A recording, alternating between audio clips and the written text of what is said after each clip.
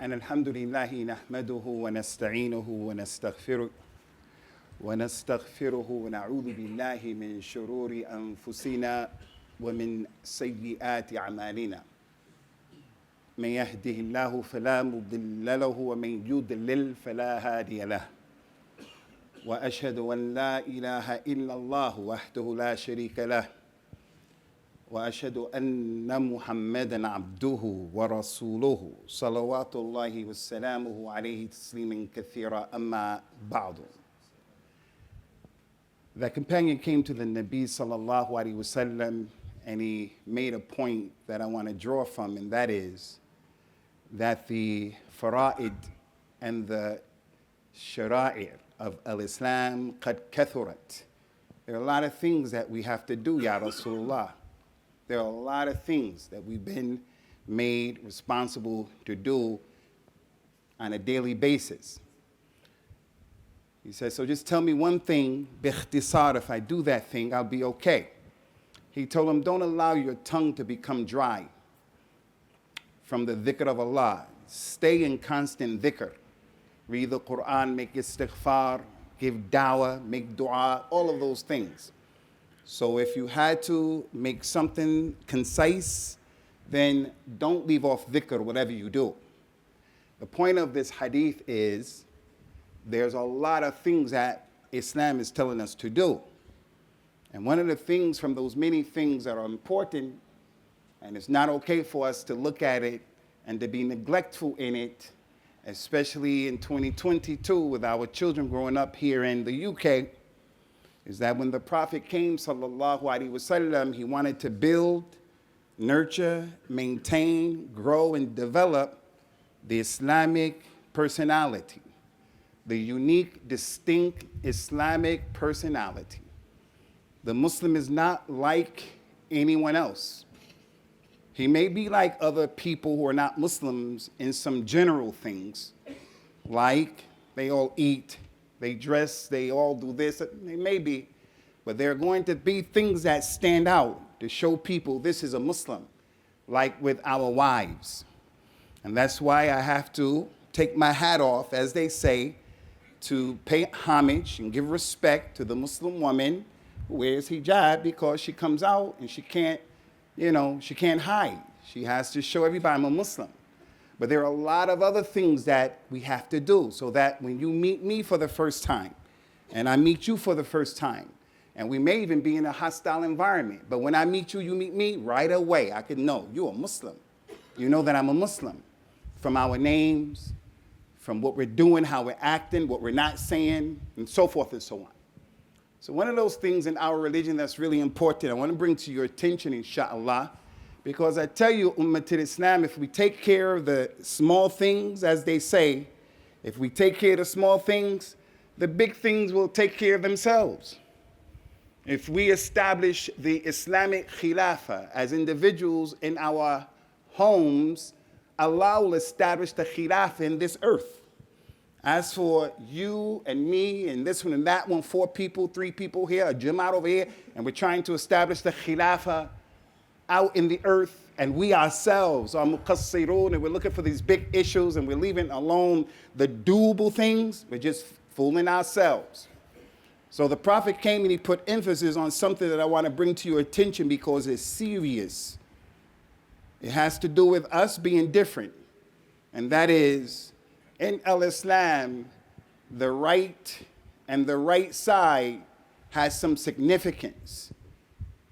And the time has come for us to know these things.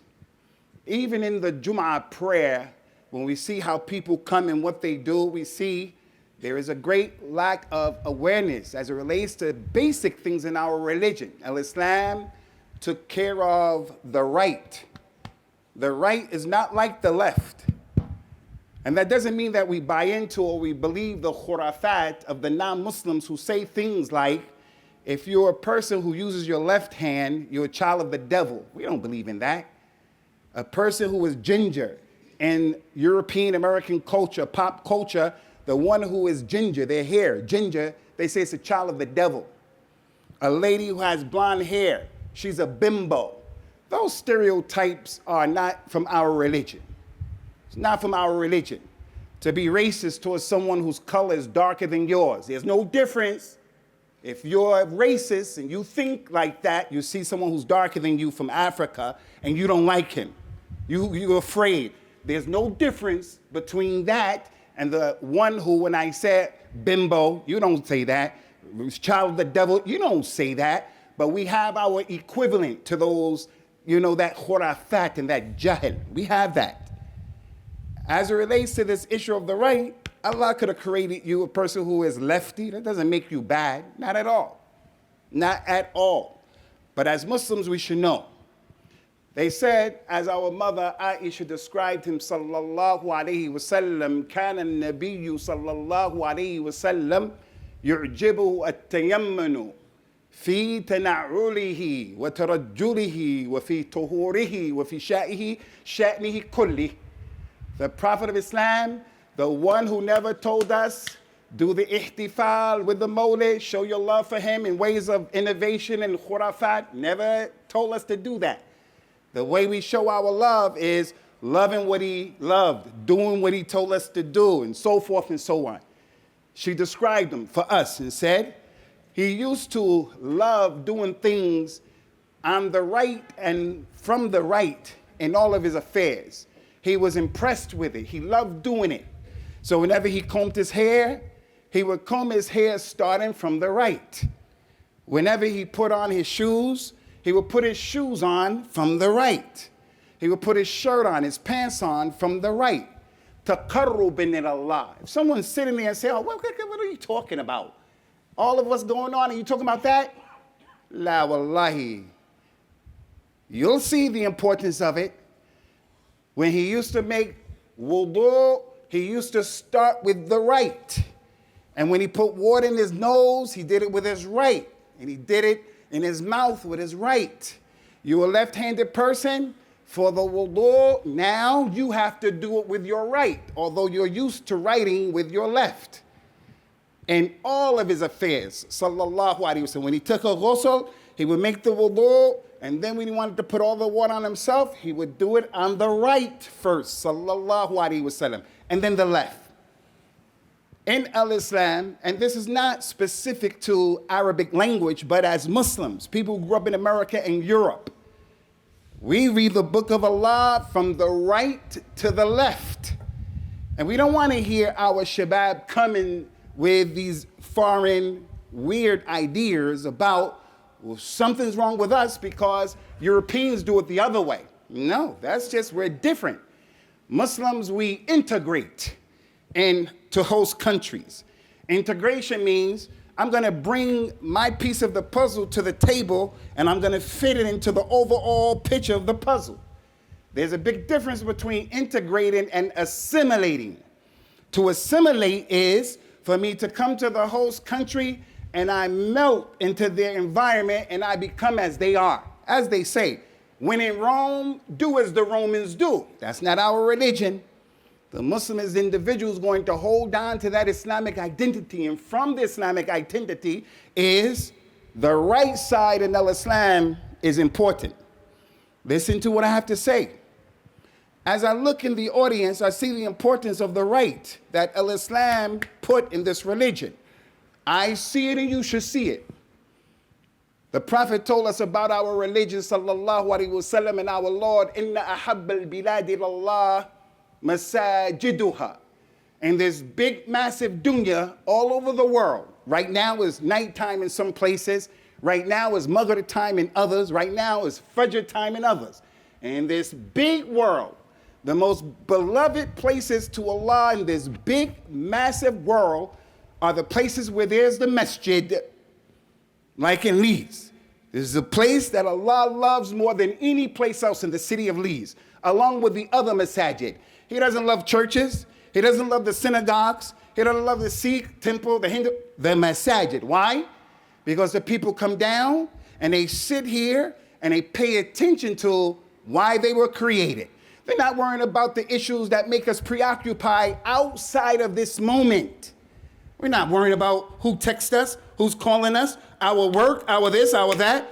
We're here focused on why we've been created, for the worship of Allah, to take time out of the schedule to make salah and to get the dhikr. Pay attention.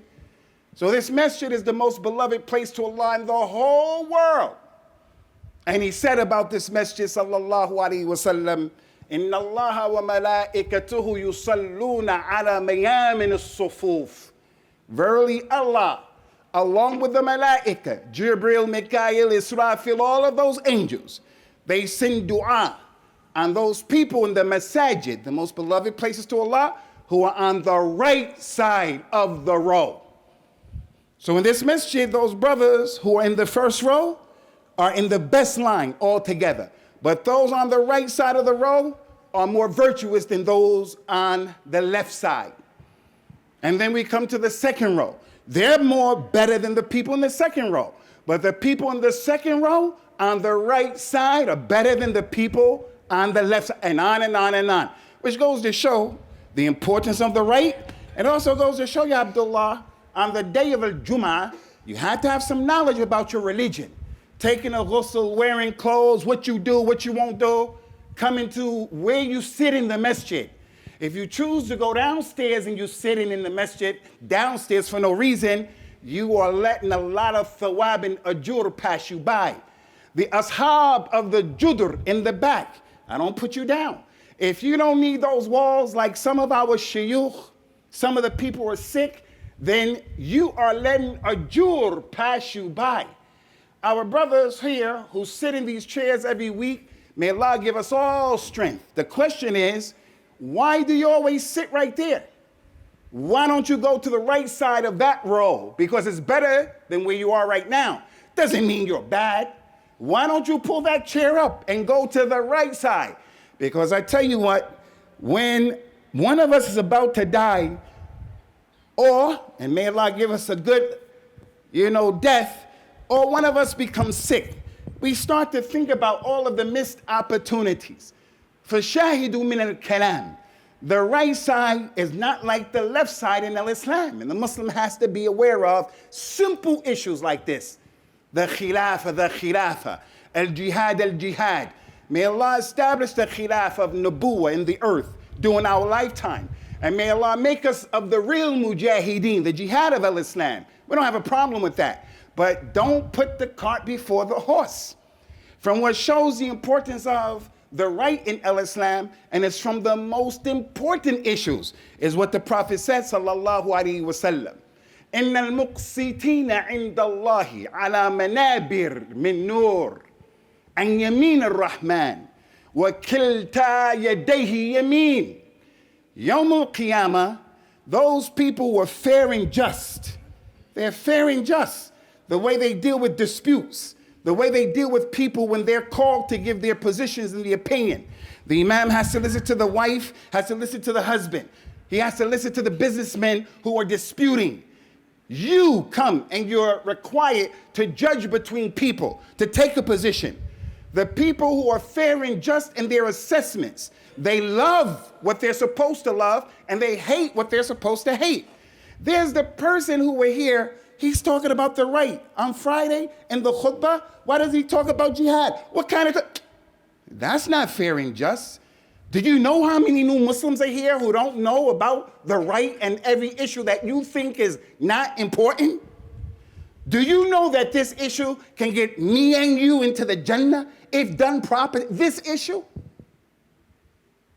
So the people who judge properly, they look at things correctly. They will be on mimbars made out of light, Yawm al-Qiyamah, on the right side of Allah. And the hadith, Rasulullah said, and both of Allah's hands are right hands. I'm not here to get into both of Allah's hands or right hands, but I stand before you unapologetically, not from the people of Ilm al-Kalam, who delve and make hold into these kinds of issues. Abu Bakr, Umar, Uthman, and Ali, when they heard that hadith, they never said, how, when, where, why. All they did was istaslamu to what they heard. And as a result of that, the religion was established. Because they didn't get into ilm al-kalam. Allah's hands, what's that? No. That's from the clear hadith and adillah that show the right is not like the left. The right is important in the deen of al-Islam. The Prophet sallallahu alaihi wasallam has informed us from the arkan of al-Islam is we have to believe in the malaika. We have to believe what they were created from, what are their wadha'if. We have to believe in their names. We have to believe in their numbers, what they do, what they don't do, and a lot of issues connected to them. And from those malaika is what Allah Ta'ala mentioned in the Quran, إِذْ يَتَلَقِّ مُتَلَقِّيَانِ عَنَ الْيَمِينِ وَعَنَ الشِّمَالِ قَعِيدٌ مَا يَلْفِظُ مِنْ قَوْلٍ إِلَّا لَدَيْهِ رَقِيبٌ عَتِيدٌ. Ayahs that everybody know. There are two angels on everybody's right and one on the left. In this masjid, they're here. And other malaika are here. And as soon as that mu'adhin made the adhan, the angel at that door closed up the scrolls who was writing down who came to the masjid and how. They're here and they're listening. Some people believe that and they don't have any other problem. They don't have any problem. But some people, they say, well, what are you talking about? Those angels are allegorical. Angels, that's something, they're the good ideas. Ala kullin. The right is not like the left. In al-Islam, the ulama of al-Islam of the opinion based upon hadith, not ijtihad in the ghaybiyat, that the angel on the right is the amir over the angel on the left. Because that's what the Prophet said, sallallahu alaihi wasallam. He is the amir. How is he the amir? The Prophet told us, sallallahu alaihi wa ala alihi wasallam, tasliman kathira. Whenever the son of Adam does a good deed, the angel of the right quickly writes it down. And he writes it down as a good deed, and the hasanat, al-hasanatu bi ashri amthaliha. He gives £1 for the masjid today in sadaqah. And the masjid needs that £1. The masjid wants more than that. It's the house of Allah. We have issues. But to explain, he gives £1. That angel on the right, he writes it down as being £10 to £700 for every good deed. He takes one step coming to the masjid. That one step is written down as 10 to 700. And it's what Allah wants. Ultimately, how he's going to get the reward. Whereas the angel on the left, he said, sallallahu alaihi wasallam, whenever the son of Adam does an evil deed, and there's no one here except that he's doing evil deeds. But the rahmah of Allah, the lutf of Allah, the hilm of Allah, the afu of Allah, anytime he does a bad deed, the angel on the left gets ready to write it down as one bad deed. The angel of the right, ya'muruhu, the amir, says to him, don't write that down. Don't write it down right now. But give him 6 hours to make istighfar. Give him 6 hours to make tawbah. If he makes tawbah istighfar for the mistake, it will be written down as a good deed. So the angel on the right is not like the angel on the left. The right in al-Islam is not like the left. So it is befitting for the Muslim to pay attention to it. Every Friday, we feed the people in this masjid, from our shabab and other than our shabab.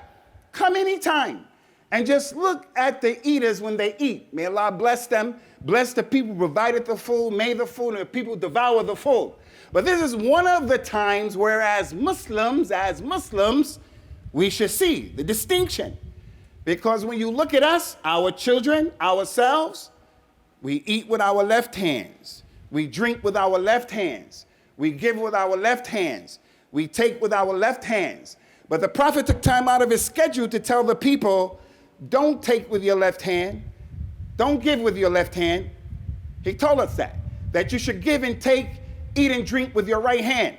Now the person may be in the audience. I don't think it's you or you or you or you, but there's the person in the audience who's never satisfied. Why are you talking about this? What about what's going on here and there? You want to see how important it is? The man was sitting with the Nabi of Islam, sallallahu alaihi wasallam, and the grown man was eating with his left hand. Rasulullah gave him advice. Rasulullah could have said, you know him eating with his left hand, he doesn't mean to disobey Allah. Maybe he doesn't know. And there are big issues for him to know about the Jannah and the Nar and the Dajjal and Ya'juj and Ma'juj. He could have told him all of that. But instead, he advised the man with what the man needed to know. He said to the man, eat with your right hand. And when the man heard that hadith, and he heard that kalam, that he had the ability to follow, it was easy for him to follow, the man said to the Nabi of al-Islam, sallallahu alaihi wasallam, I can't do it. And he responded with arrogance and disobedience. He said, I can't do it, meaning I'm not going to do it. I'm not trying to listen to that. I'm not going to do it. Rasulullah sallallahu alaihi wasallam, who had complete aql, he understood human beings, he wasn't rough, he wasn't tough, became angry at that response.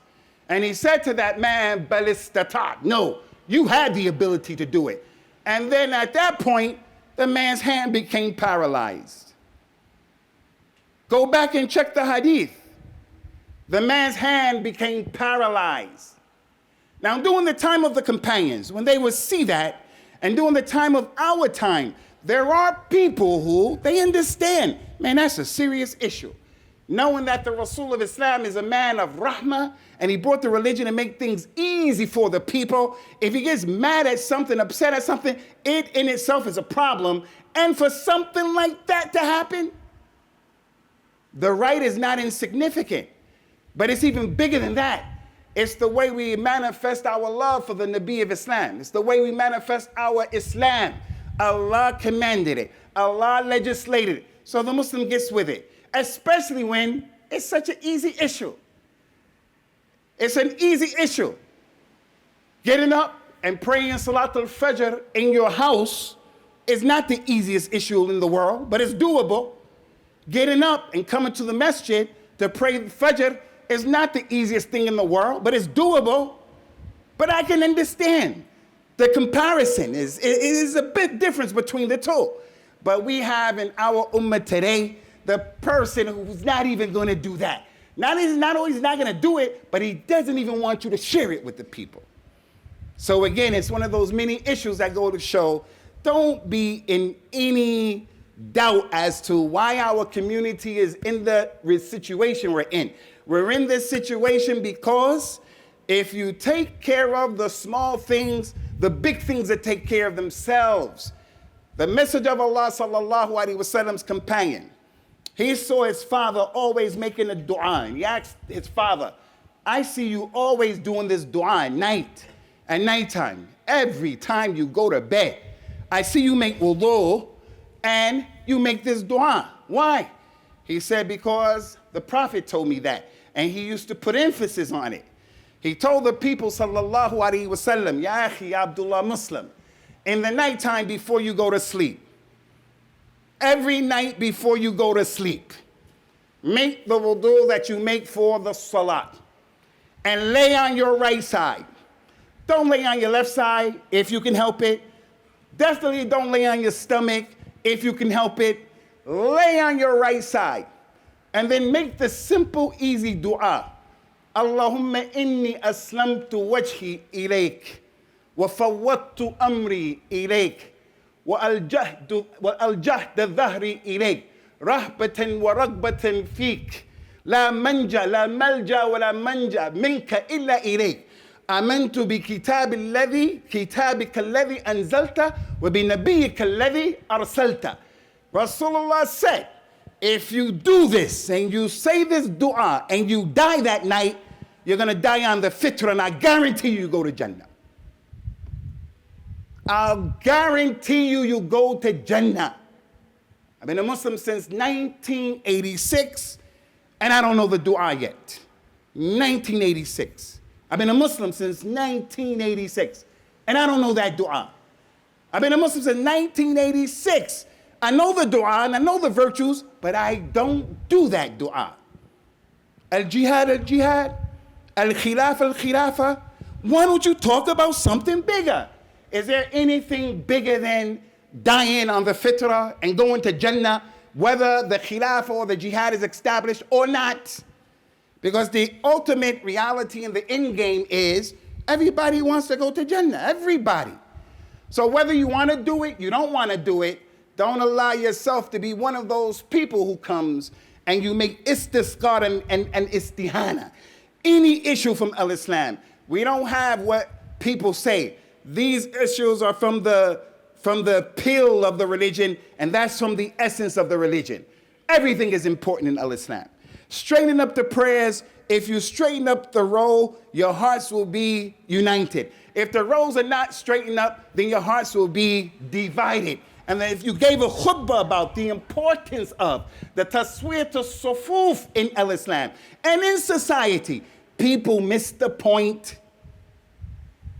Bainama, you go to the local church or to the Sikh temple or to the Hindu temple, and those people are praising monkeys, and they're praising cows, and they're praising human beings, and they're saying that Jesus is the Ibn of Allah, and you find them being fired up and pumped up and believing in that stuff, sweating over it and giving money for it.